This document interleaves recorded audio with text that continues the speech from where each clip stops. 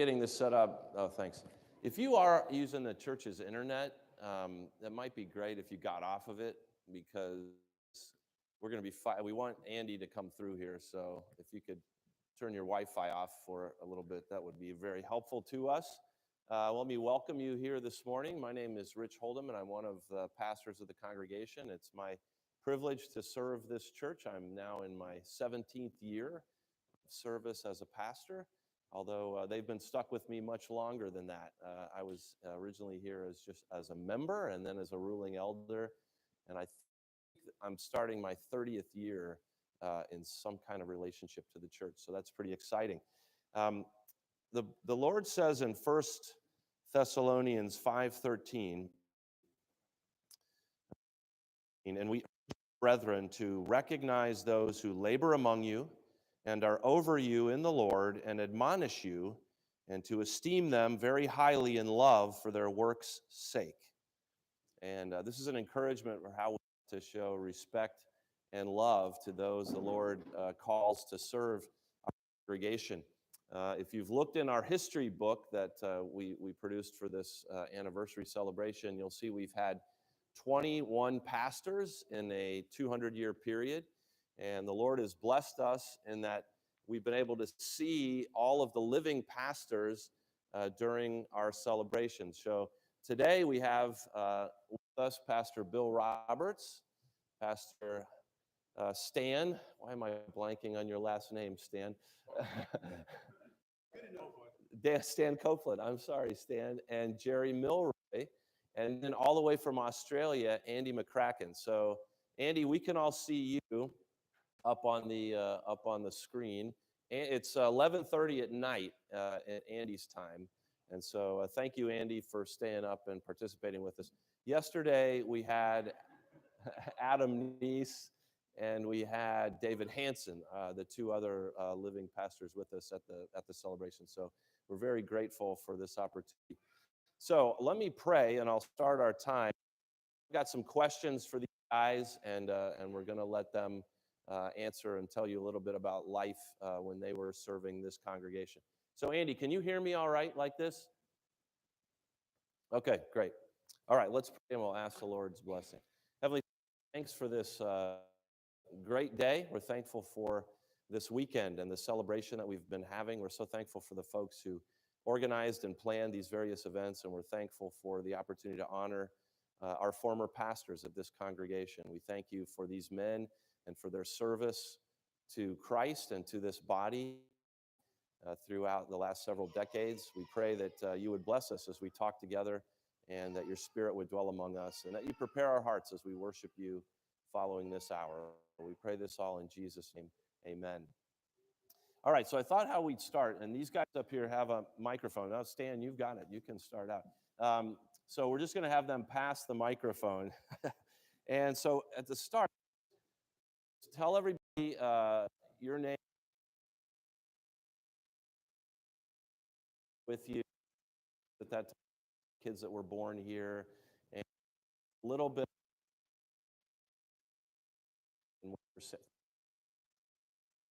Start with Stan.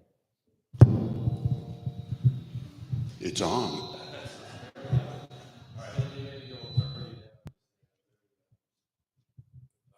When we came here, we had two kids. Yeah, so Faith and Daniel, our last two, are Hoosiers. David was born up in New York. So a small family, four of us, four kids, and not much to say really. Down on Kennedy Street, and we drove by it yesterday, and we didn't destroy the house. Yeah. And that was the scene of a lot of good ministry. While we were here, the Lord brought Chinese people out of the woodwork, and there were a whole bunch of them came to know Christ, and it was so neat because their parents, their dads were all of them significant people in the Communist Party.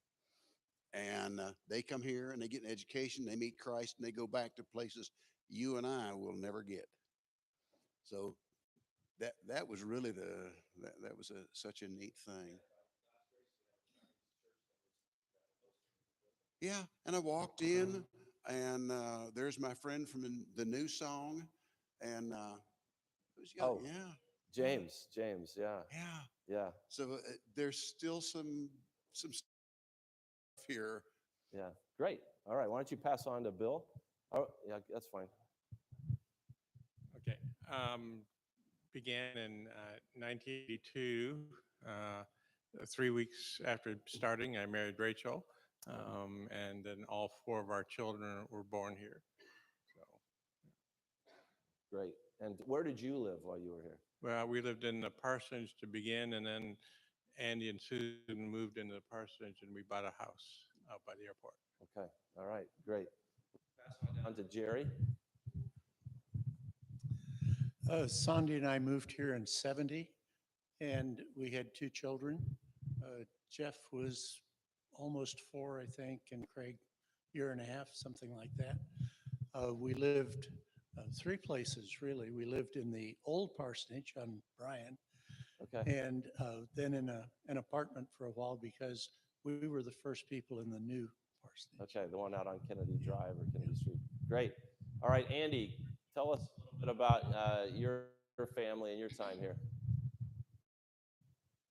Yeah, I came in 1991, I believe, right out of seminary. And if I'm not mistaken, I think that was when, of course, the church was just first.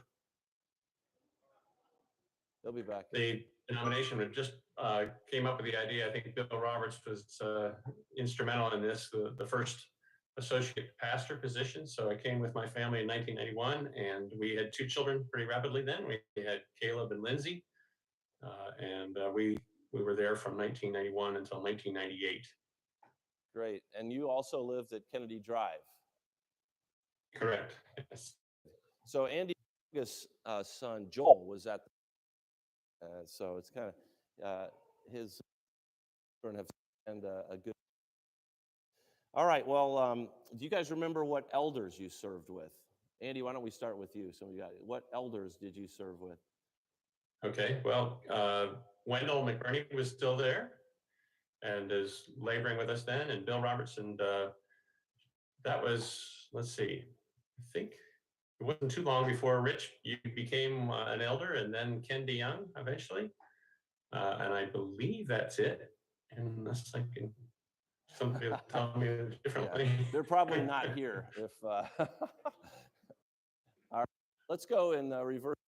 Go ahead, Jerry. All right. The elders that were present when I was here was John Dale Russell, John Oh, okay. Kennedy, Ray Wampler, Russ Comingore, and Red Cooper. Okay. So Red might have overlapped with you a little bit, Andy. Does that ring a bell, Red Cooper? Yeah, just to tell you, he passed away. Yeah, that's right. Okay. All right, Stan, you want to give us a try? Yeah, Bill's father-in-law, Okay, Ray. Yeah. Red Cooper, Wendell McBurney. Oh, David Ferris? David, yeah. How Yeah. could I forget David? Yes. Yeah. Okay. And he was here yesterday too. Yeah. Yeah. And yeah, evident blessing on the family. Incredible. Yeah, that's great. Well, when I started, the 2 elders were Don Moore and Red Cooper. Later on, they added Don Felker and Wendell McBurney as provisional elders, and then we started electing some elders. Rich Holdeman, Wendell McBurney came on. Then next was Ken DeYoung, and then Eric Cousins. And then I left shortly, I think, before Wes Archer became an elder. Okay, great. All right, Bill, we'll start with you there.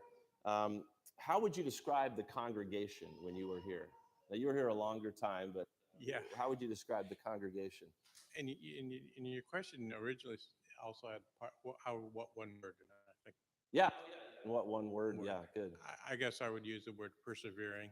Okay. There were just, you know, a lot of faithful people who, were part of the church for years and years and years and just persevered on through difficulties and good times and bad times. Okay, great. Stan, you want to try that? Steady. Okay. Good workhorses, always leaning in the Okay. collar. Good. And they were steady. Some of them are still here doing that same thing. That's right. Yeah, I would agree with those. The congregation itself was, I would say, largely elderly while I was here. There were younger people, but not too many. And faithful people that blessed us, and we trust we blessed them. So Very good. How about you, Andy? I have to tell you, I can't hear all the other men too well, so I'm not sure how much I'm going to overlap, but we had about 55 people or so when I first came, and basically an elderly group, I think mostly, not entirely. There was one young family. But I would describe it in terms of being a very solid stump of a tree with ready for some new growth, and we saw that by God's grace before too long. So it was a real solid, supportive group that was ready to see some of that happen by God's grace. Okay. It's great to see that happen. All right, Andy, who would you say some of the big personalities in the congregation were when you were in the congregation? Apart from you mean? Yeah. No, I would say we had lots of wonderful personalities. Of course, you have all sorts of characters. You had the Red Coopers of the world who were lots of fun. In fact, I just should say I still to this day have most of Red Cooper's library in my house. Yeah. He gave me his library when he passed away. It's a wonderful gift. Joe and Joanne, of course, I can see you back there. It's lovely to see you guys. We were good characters back then. Yeah, there's so many. The whole Lena and Pam and so many of the others as well. So yeah, we had lots of fun. Yeah, great. When we first came, people told us that there was this entity called Pam and Lena. Realized that was actually two people.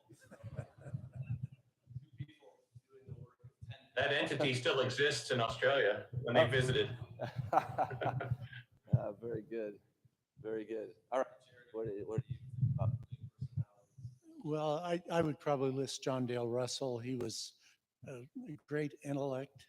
He taught at University of Chicago for many years, and so it was interesting just to get to know him. A little nerve-wracking sometimes preaching with that kind of intellect around. So when he was here, then after he retired from the University of Chicago. Yeah. And if I understand it right, was he in the Eisenhower administration in the department, whatever was before the Department of Education? That's outside of my knowledge. I don't know. Okay. Undersecretary of Education. So very accomplished guy. All right. Very good. But down to earth. Stan, who do you think of? Amen to what's been said. Joe and Donnie's mom did more behind the scenes than anybody ever knew. She was a force without being a force, so gentle.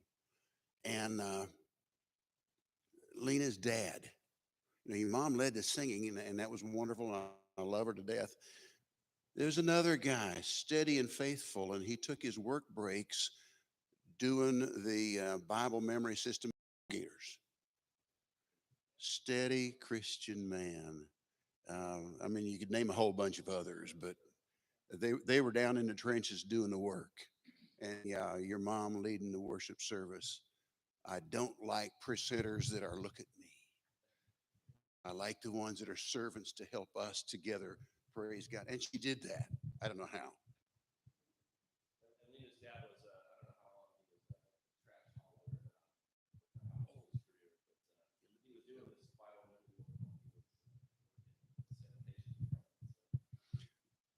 We had a lot of guests in our home, and Jim, working at the university, provided silverware for about 40.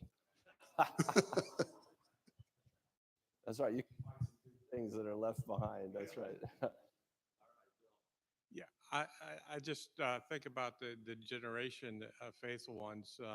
Some, like the Currys, are still around, but I think of the ones that are no longer a part of it. You start with Max and Doris Arthur, Ray Cooper, Jim and Ruth Dixon, Ray and Minnie Wampler, Bob and Joy Shook, um, John and Frida Robertson. Then you can go to some of the women, you know, Anna Gregory, Mary Hannah, and I'm going to leave out some, but you know, Aunt Ruth Smith and Phyllis Moore and many others.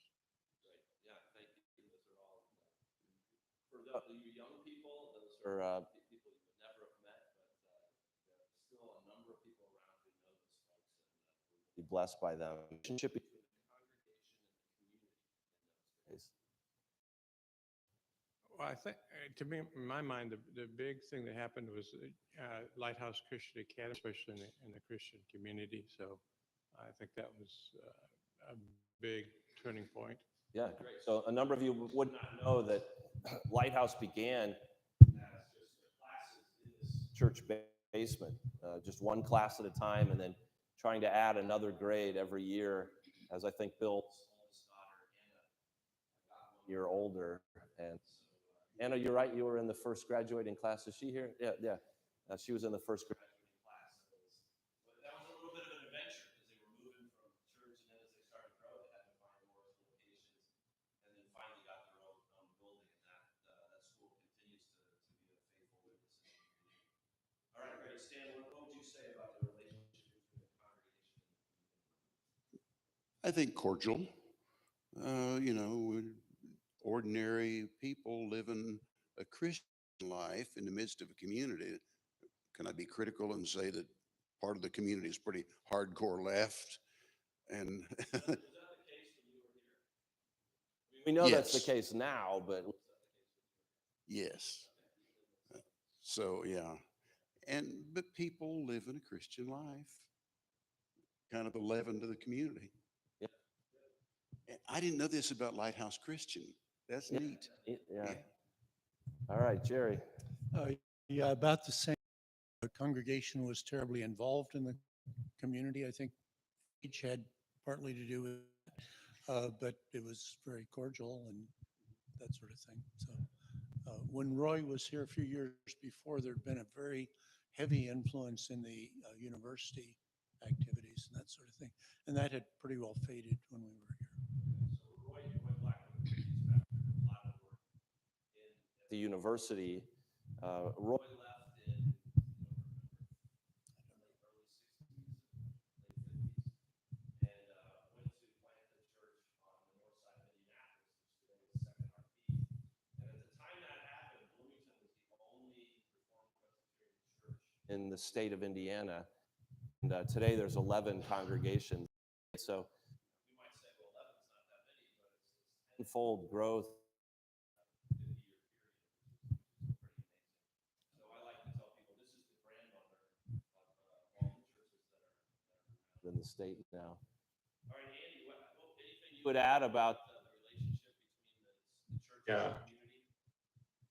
Of course, I was there at the same time Bill was, so his statements are probably a good summary of things. I think in some ways, a congregation that's been around for, you know, at the time about 175 years, it seems like that is a bit like a good piece of furniture in your house. The congregation would be well fitted in the community. The thing I noticed is just that it's really good to have people who have been there in the congregation for a while, even though IU creates a lot of turnover in some of the membership of the church. Nevertheless, there's just people who are working daily, like Ellen Moore as a realtor in the town, and people who are working there regularly, Joe and his work, and then as time went on, more people coming to work at the university and so on. So we had the Petersons, for example, and Ken DeYoung and Rich and Amy and so on. So really good community dynamic there. I think just people who are beginning to be well known in the area and have a good reputation. So it was really good. Good. Yeah, that's one of the things that I think worked out very well. Is we have a good balance between the community and the university. And It's a good cross section of the community. All right, very good. Can you guys remember maybe what was your favorite sermon? And I know sometimes that might not be the congregation's favorite, but the pastor has sometimes different ideas about that. I told Rich the other day he should have asked that question a week ago and I could have found out. I have no idea. All right. We could ask if anyone here remembers, right? Okay. Same. All right. Well, that's all right. That's all right. Well, there are two that I liked and hope the congregation liked. One was You Asked For It, where I asked the congregation for something that they were interested in hearing, a sermon, and maybe things like Christian view of capital punishment. I would never have thought of preaching on that. And so there was that one.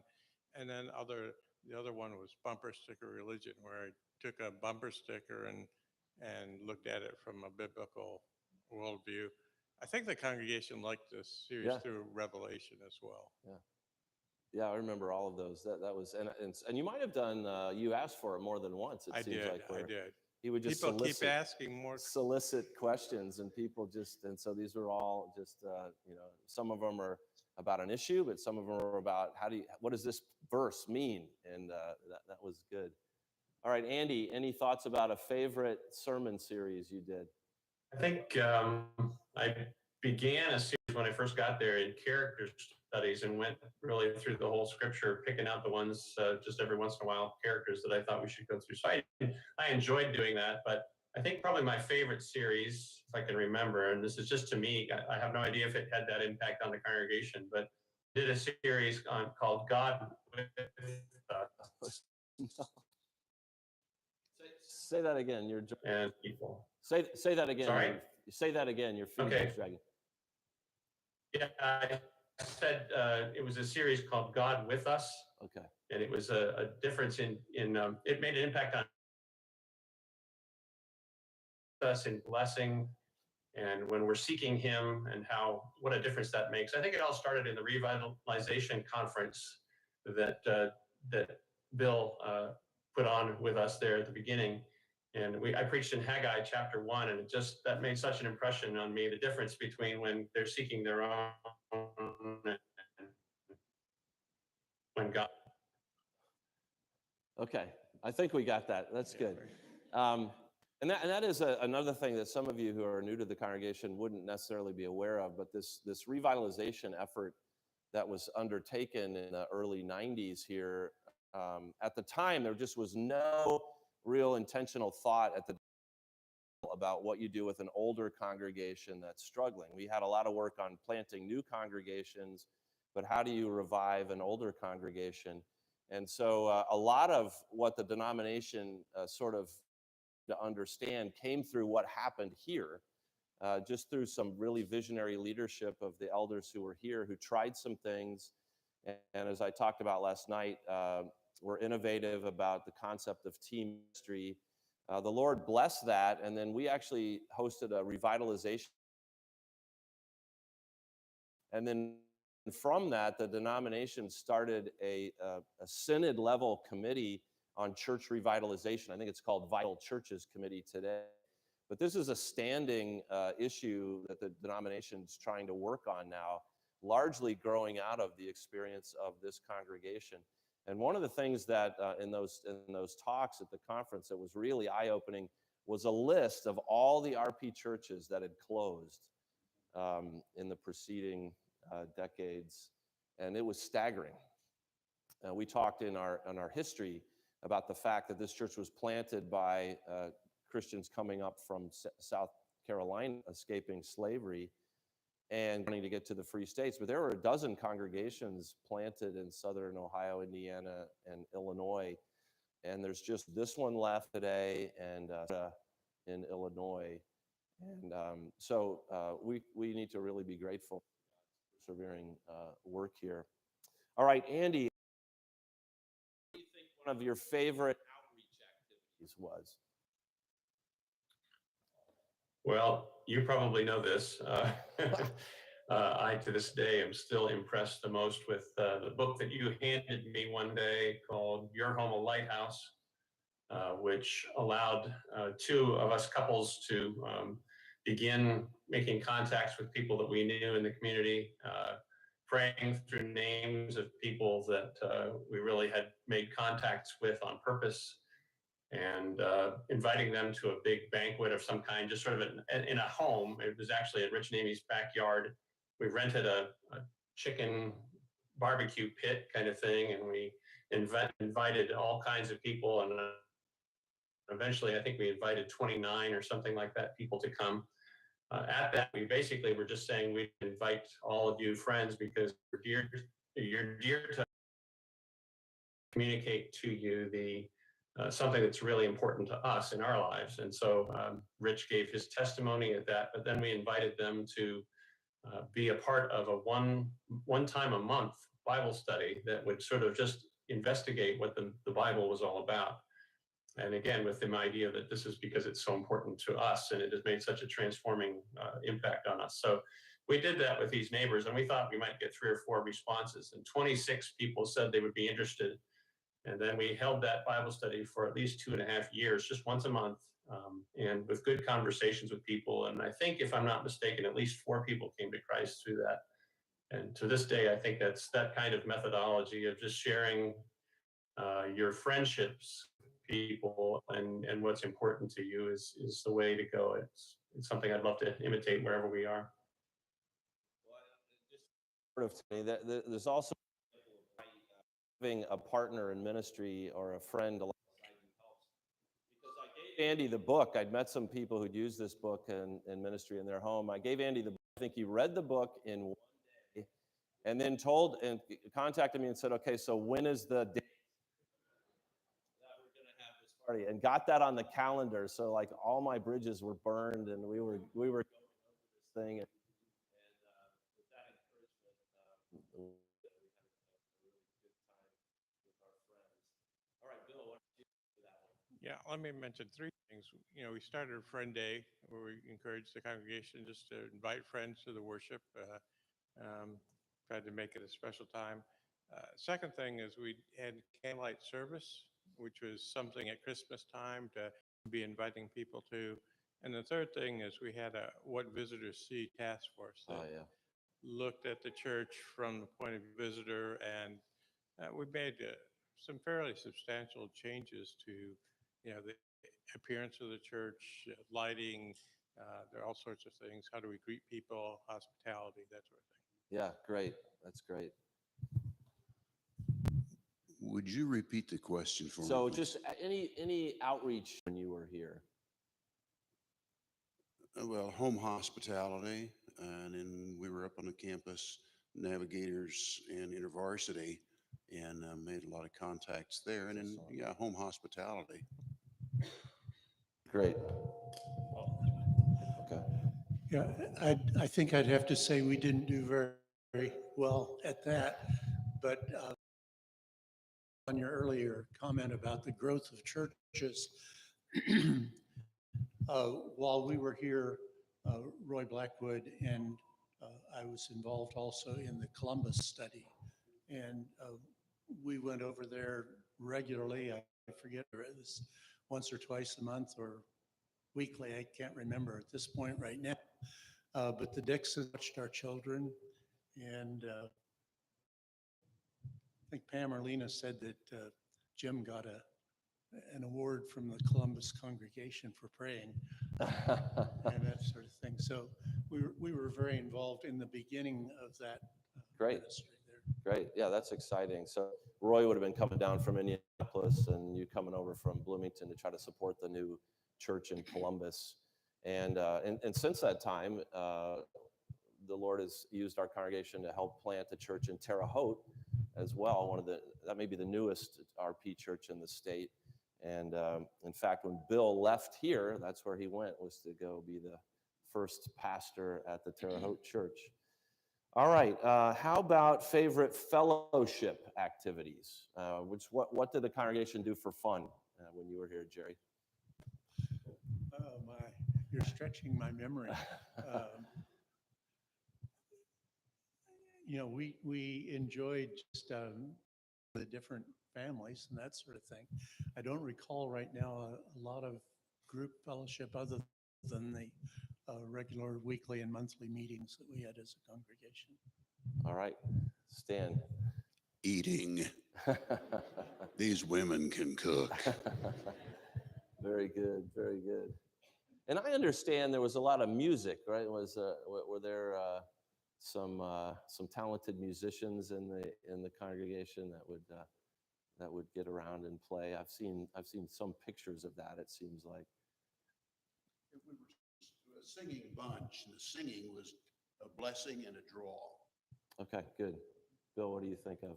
Well, we had game nights and movie nights. Sometimes I have a popcorn machine or something like that. But sometimes there were a theme like a Italian dinner or that sort of thing. But the big thing I think about is hockey games. We used to go to IU hockey games at least yearly, and we had in with the hockey team. Yes. That's great. Yeah, so we would have chili or something in the basement, and then we'd all trundle off to watch the IU ice hockey team play. Yeah, good fun, and usually win. I think one night when we were particularly having a lot of fisticuffs or something going on, my church is out there. Will you clowns clean up your act and just play? I would say one of the fun things that we used to do was when Calvin and Amy Trout were part of the congregation for a little while, they did a Christmas tree hunt, which had a big, nice Christmas breakfast at the beginning of time. And at the beginning of that time, that was our cars and go pick up a tree if we could find one, eating of the really good foods. So. Yeah, I remember, Andy, there was a while there where a group of us met in the parsonage after the evening service and ate waffles. We were really on a waffles kick for a while.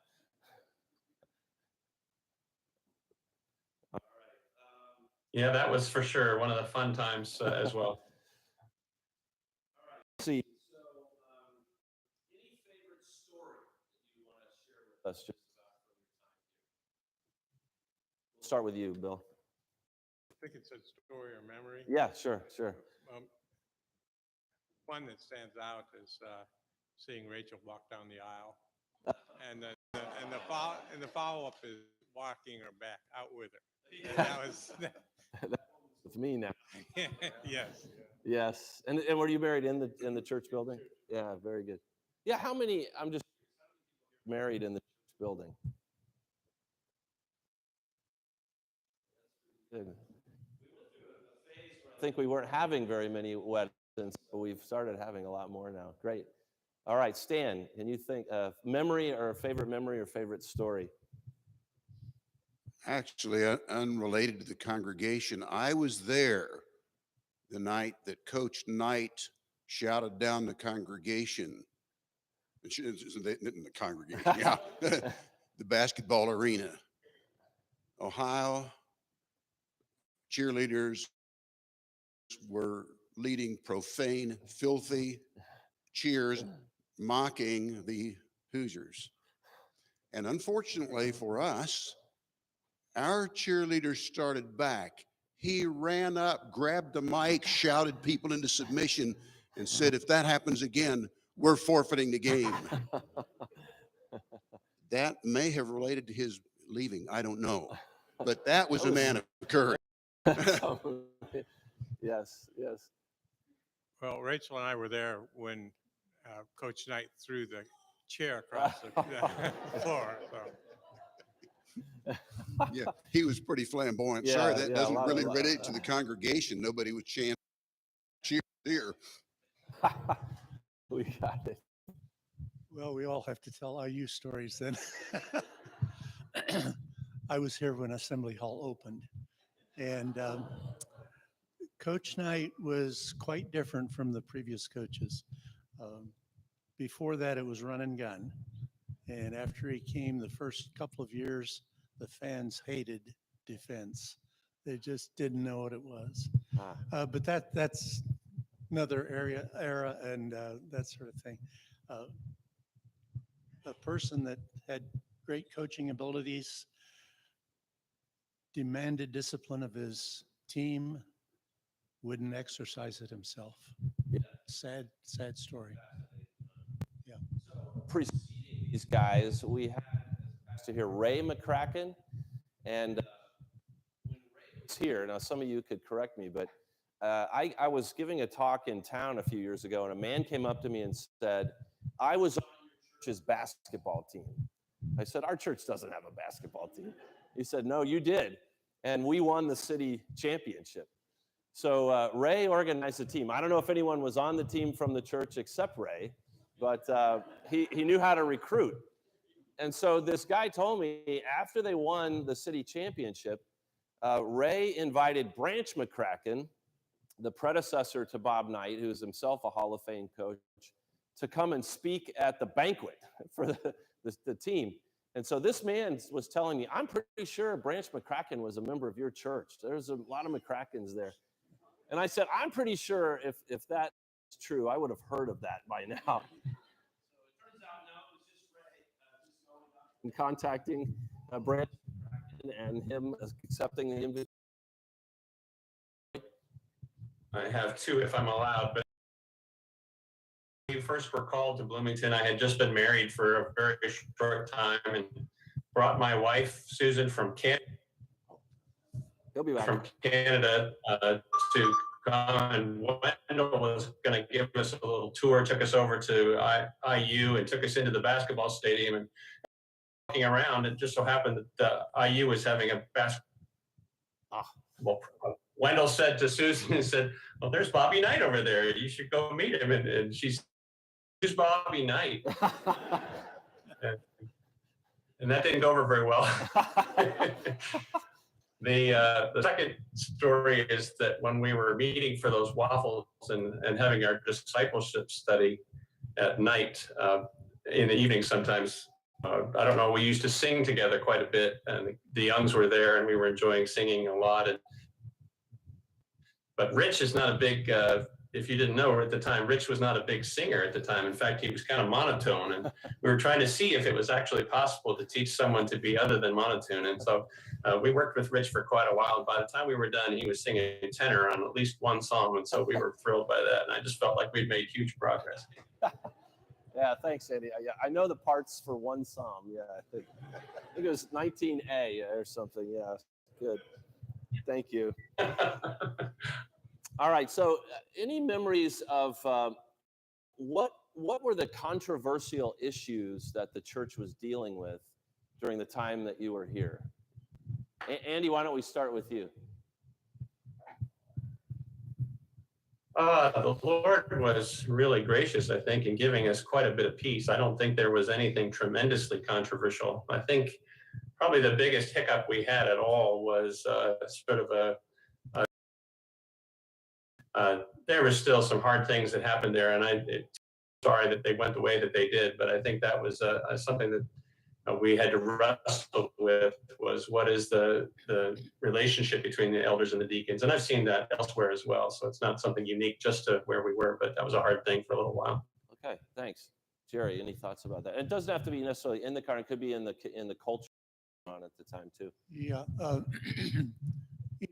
The RP, I think we were, I don't remember the exact dates, whether it was at this time exactly, but we were struggling with what the ordination vows needed to be and what should be included and not included and that sort of thing. Related to that, to some degree, we had a church split in this presbytery. A part of the old Chicago congregation, and we as a presbytery actually had a judicial trial excommunicating some of the men there. So it was a stressful and very difficult time, but some of them have come back to ask forgiveness and be not accepted back into our denomination, but to be received anyway, and the forgiveness accepted. Great. Okay. Thank you.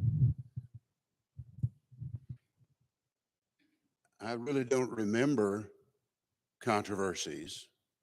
we were a pretty quiet congregation in the process of dying off. And maybe my greatest contribution to the church was leaving, because you got a guy with some vision, and the Lord provided the money, and you know, the stuff that's happened in the last 40 years God needed those people there. He used them. And that wasn't controversy, but it was, it was a part of his plan of growth. Yeah. So no controversy. I'm Good. You're talking about, oh, you said earlier, just the steadiness and the solid base that was here. There really was something to build on, and that was a blessing. Bill, any thoughts about that? Yeah, I think the big controversy was Andy, you know. Actually, the hiring, second pastor, you know, we're small enough, you know, why do we need this man? Nobody else has done it, and that sort of thing. So it worked out. Yes. And it's a good thing Andy was like Andy was, because you could have ruined it for everybody, Andy, if it didn't work out well. So it was such a success. All right. Any questions that you guys want to ask these men from the floor? We have a few more minutes, but I don't. Yes, John. Yes, I will. Yeah, thank you. Yeah,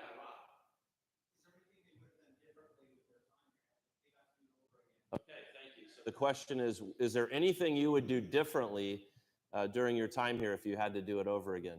Start with you, Bill. Oh, there's lots. You know, it took me 5 years to really get any sort of vision of what to do. I made a lot of mistakes, offended a lot of people. Would have liked to have spent more time with our children, and just exercise more. Just a whole bunch of things. Can I mention my family? Yes, yeah, absolutely. Yeah. Rachel, raise your hand. All right, there we go. Rachel.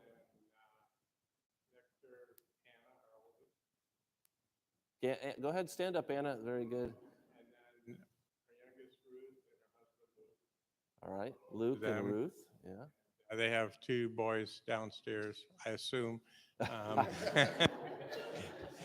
And then our younger son, Steve. Go ahead, stand up, Stephen. Stephen's a professor at Geneva College now. And one more son, Ben, who's in Florida, right? Right. All right, great. All right, Stan, anything you would do differently? And you introduced your wife, too. That was my oversight earlier. That beautiful 18-year-old in the red shirt. Would you stand up, please, Marilyn? She was a cradle robber. I was only 21. Yeah, I kind of live in a little bubble, and my bubble bursts occasionally on different people. Yeah, some interpersonal stuff I wasn't paying enough attention to. One particular young woman that I offended, and still I'm not just sure how, but it was clear I did. And I didn't go sit down, you know, so I regret that. Yeah, yeah. Aside from that, you know, my little bubble moved on. So. All right, Jerry.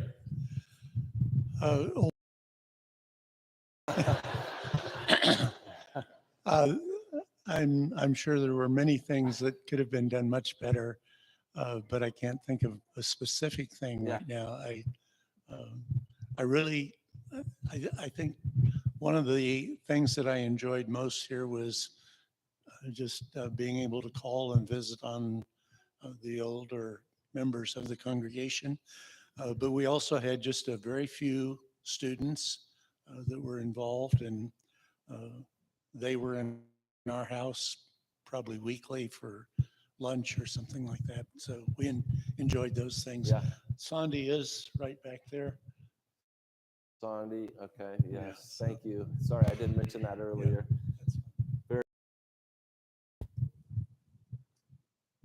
Yeah, of course, when I went to Bloomington, it was my first pastorate. I was really quite young and quite green under the collar, I guess, if you could say it that way. In hindsight, I think I would have done well to develop some relationships, deeper relationships with elderly people in the congregation at the time. There's a lot to be learned there, and I think because of my emphasis on trying to bring in some younger families and so on, I had good, deeper relationships with them, but I wish I could have, I probably now would say the value, I would have learned a lot more if I'm more time with some of the elderly people. All right, any other questions? Yes, Abe. Okay. Yeah, so just a little briefly, where God has taken you since you left Bloomington. So we'll start with Andy.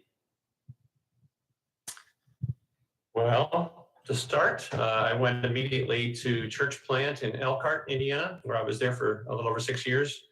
Then I went to Columbus, of course, not too far away from you guys, and had lots of opportunity to come back and forth between Bloomington and Columbus. I was there for about 15 and a half years, and then the Lord has taken me here to Australia to be locked in my house for 213 days because of COVID. But nevertheless, we're working as much as we can through Zoom and whatever else to work with the church here in Australia. So we're thankful for that. Thank you. And that is a matter of prayer, that Australia is one of the most locked down countries in the world. And so I think Andy and Susan sort of arrived in country on the last plane before they shut everything down. So their entire time there has been under this really difficult situation. So we should be praying for them. All right, Jerry, what do you think? Yes, we went from here to the pastorate in Shawnee, Kansas, a suburb of Kansas City, and spent a number of years there. I also ended up working at Sprint for a little while after the Shawnee congregation. We're retired and living in Colorado Springs now. Good. And they're involved in the Colorado Springs RP Church there. Yeah. All right, great. Stan, and I've seen your bio, so I know this could take a while, but tell us what you've been busy since you left. I'm a combat guy, and long story there, how you get from that to the pastorate. Left here, filled the pulpit for Stanford Baptist for a few weeks, and the Army called me back, commissioned me as a chaplain, and by January, I was back on active duty as a chaplain. Did that for about 24 years.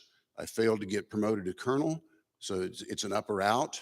So I got out, and several years later, the Army called me back. I got a phone call one night. A friend in the Pentagon said, "Hey, in 30 days, you're going to be back in a green suit. Where do you want to go?" So they called me for 3 and kept me for 4, sending me to a colonel billet, and sequestration hit. I got a phone call from a personnel guy in the Pentagon. He says, "In 30 days, you're going to be a civilian." So it's been mostly military. Came back, and we live out in Western Kansas. I fill pulpits for RP churches, but also for some others. Fascinating to be called to a United Presbyterian church, not to be critical of them, but we don't believe anything they believe, and vice versa. And they're hearing the gospel. Right. And they're saying, wow. So, I'm an old wore out workhorse, but the Lord still got me in harness enough to be. Yeah. Yeah, pretty much. Okay. And my wife is not only my wife, but my chauffeur. So I can sleep as we're going to church, so I don't have to sleep in the middle of the sermons. Good woman. All right, Bill. Yeah. Well, I went from Bloomington to Tahoe. Was a church planter there for nearly 10 years.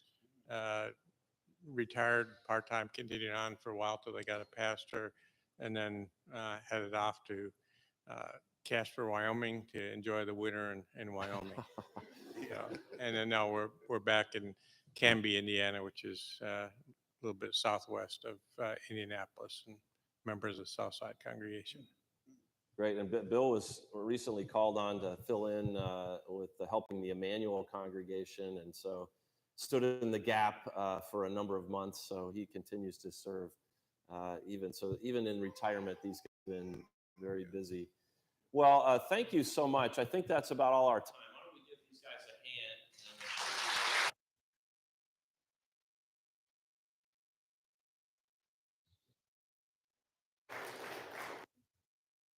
Close in prayer and time. Lord, thank you so much for this opportunity to hear about just a little bit about what life was like when these men were serving here. Some of us have been here for all of these men. Some of us for none of them, and yet we thank you so much for the work that you did in their lives and through their ministries as they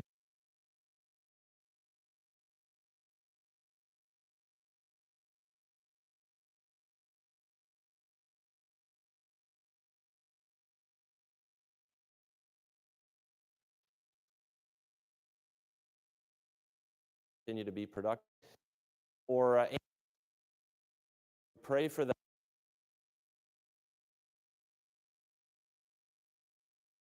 to meet. Situation would change quickly, and that you would open, and that they would be able to their in-person meeting. And we just pray you would be sustaining them, giving them patience and endurance, and blessing their efforts there to help the Australian branch of our church.